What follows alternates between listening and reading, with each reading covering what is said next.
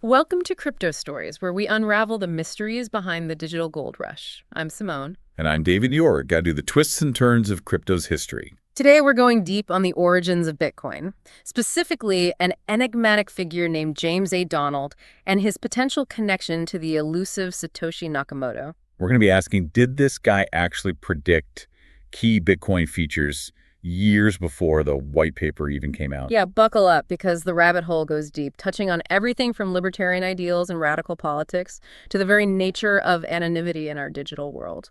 So Bitcoin, a technology built on transparency, yet its origins shrouded in mystery. Totally. The identity of Satoshi Nakamoto is like the holy grail for so many, but this James A. Donald, he appears right at the very beginning. It's October 31st, 2008.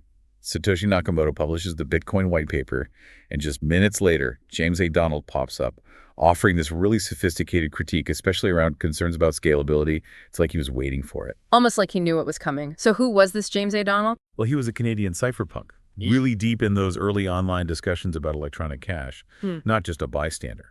He's actually going back and forth with Satoshi, debating the fine points of this brand new technology. And get this, just days after the white paper drops, Satoshi sends Donald the Bitcoin source code for review that says a lot about the respect Donald had in this early community. Absolutely. It really highlights his expertise in cryptography and economics. But it goes even deeper than that. Back in 2008, Donald predicted that for Bitcoin to truly flourish, it would need a layer of account money. He argued that this extra layer would allow for those small everyday transactions and also guarantee anonymity. Whoa, that is crazy prescient. It's almost exactly what we now know as the Lightning Network and Fediment, right? The Lightning Network allows for super fast off-chain transactions, and then Fediment uses that layered approach for better privacy. It's like he saw the future of Bitcoin. Exactly. And this leads us to a theory that's captivated so many. Could James A. Donald actually be Satoshi Nakamoto? I was just thinking that a New York Magazine article makes the case that Donald is the most likely candidate. They point to his early critiques, his deep understanding of the space, and his libertarian leanings, which seem to match some of Satoshi's writing. They even get into these crazy linguistic parallels. Both Donald and Satoshi use these rare words like fencible and hosed, and they both switch between British and American spellings. It's very distinct. And here's the kicker. The author of the article flies all the way to Australia to meet Donald, and Donald says he knows who Satoshi is, but won't say anything more. Very interesting. We do have to address the counter-arguments to this theory, though. Of course, there are some things about Donald publicly that don't exactly fit the image many people have of Satoshi. For example, Donald's blog is full of really strong opinions and controversial views on politics and social issues. A lot of people find it offensive. It's a far cry from the anonymous, almost mythical genius that people imagine Satoshi to be. Could someone with such strong and often inflammatory opinions really be the mastermind behind Bitcoin? It really forces us to grapple with how complex anonymity is in our digital world. Does it matter who Satoshi is? Should we just focus on the technology and what it can do regardless of what the creator believes? It's like asking, can we separate the art from the artist? Should Bitcoin be judged on its own merit, separate from the creator's personality? What do you think? It's a huge philosophical question, and one that you, as someone who follows this space, will probably keep thinking about. We have this puzzle, this mysterious figure so intertwined with Bitcoin's birth, yet presenting a public face that contradicts the idealized image of Satoshi. The plot thickens. It really does. So we've explored the James A. Donald as Satoshi theory, but let's not forget his remarkable predictions about Bitcoin's future. Right, we were talking about his idea of a layer of account money and how it predicted things like Lightning Network and Fediment. Can we go a little deeper into what he actually meant by that? Sure. Donald recognized that Bitcoin's base layer, while secure and reliable, would struggle with those small everyday transactions. Like trying to buy a coffee with a gold bar. Exactly. His layer of account money was basically about building on top of Bitcoin, adding a space where these smaller, faster, more private transactions could happen. So the Lightning Network is like an express lane on the Bitcoin highway. Those small transactions can zip through without clogging up the whole network. Exactly. And Fediment goes a different route, focusing on privacy. Imagine small, trusted groups managing their Bitcoin together. It's a way to spread out your Bitcoin, making it harder to track and seize better privacy without giving up decentralization. Wow, both of these innovations came from that idea of layering protocols on top of Bitcoin's base layer, adding new features and abilities to this constantly evolving technology. Yeah, and Donald wasn't alone. Other cypherpunks like Hal Finney, Nick Szabo, and Adam Back all supported this approach. They saw Bitcoin as more than just money. They saw it as a platform, a base to build an entirely new financial system. And we're seeing that vision come to life with decentralized finance, DeFi non-fungible tokens, NFTs, and countless other applications using blockchain technology. It's a total paradigm shift in how we think about money, finance, even ownership. And it all goes back to this mysterious Satoshi Nakamoto and the revolutionary tech they unleashed. Speaking of Satoshi, remember how Donald said he knew his political and social goals?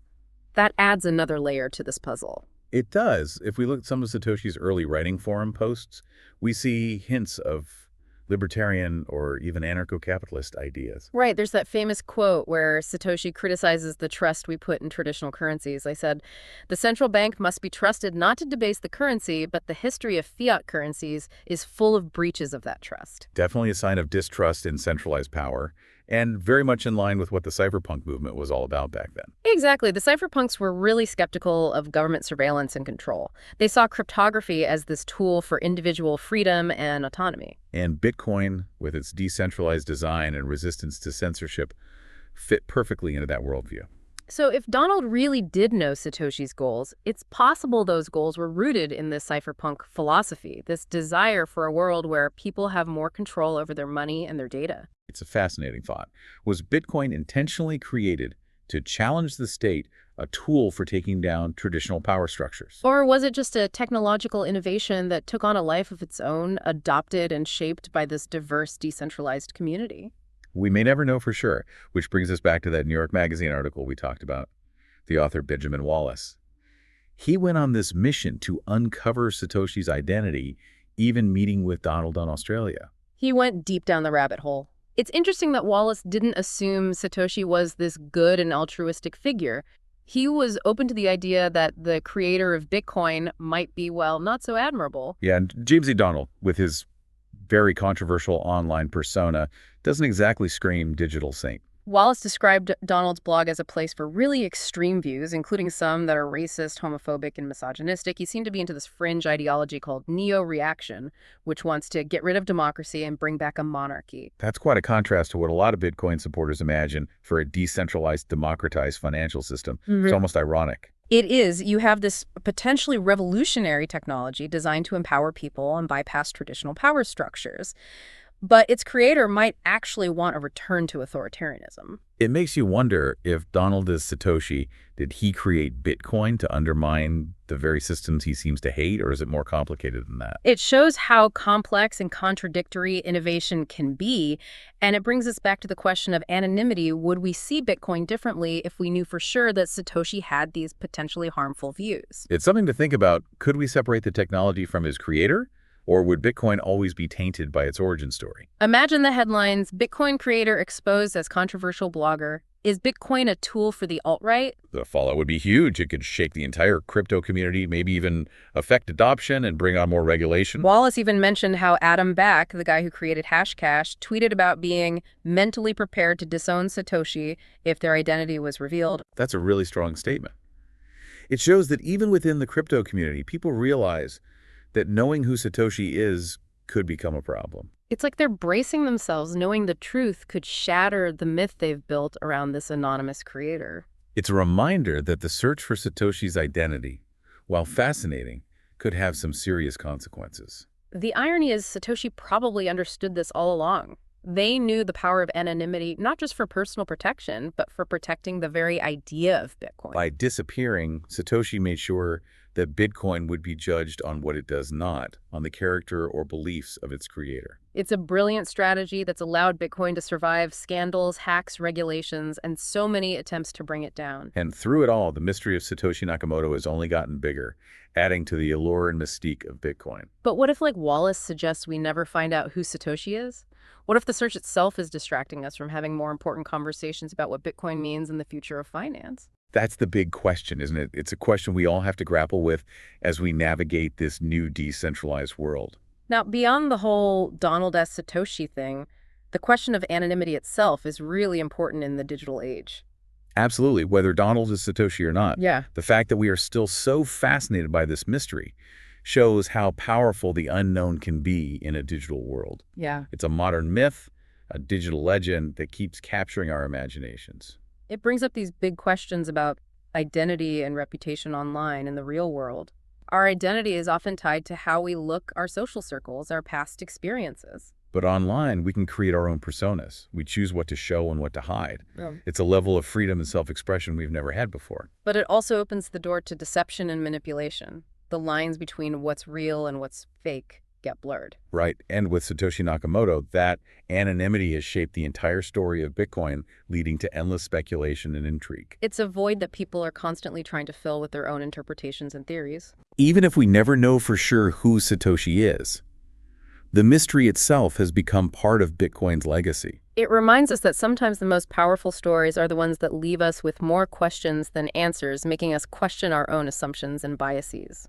That's something we should remember as we explore the world of cryptocurrency and blockchain technology. Because in this decentralized and often anonymous space, it's not always about who you are, but about what you create and what impact it has on the world. That's a really powerful idea. It almost makes creation bigger than the individual. Exactly. It's like that saying, the man is nothing, the work is everything.